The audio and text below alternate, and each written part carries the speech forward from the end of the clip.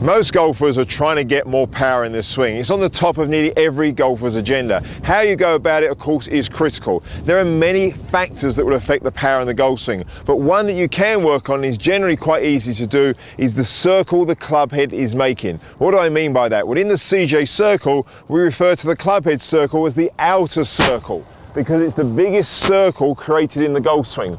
Whilst the golf swing is not a perfect 360 degrees, it's a good thing to think of in your mind. Now, sometimes when you're trying to create more power, what you might try and do is swing the club further back.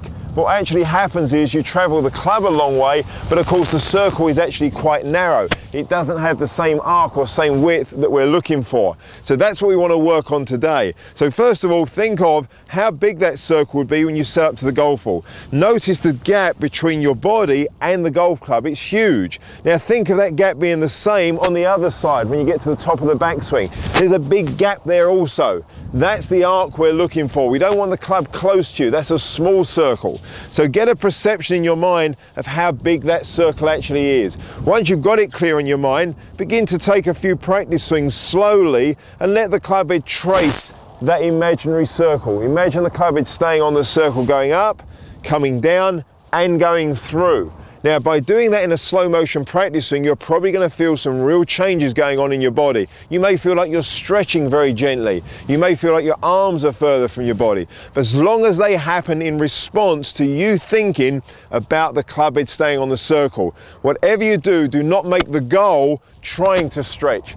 Then you've lost the idea of what the CJ circle is all about. This is an exercise that will combine the mind and the body perfectly. So once again, set up, get a clear idea of how big the circle is. Notice how far the club head is away from you.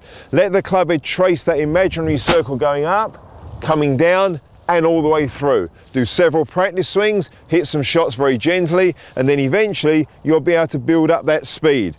Even when you get to the golf ball, continue to think about the circle and the club head tracing it. When you do that, you'll get a nice looking swing, much wider, bigger circle. It will feel relatively effortless, but you're going to get more power.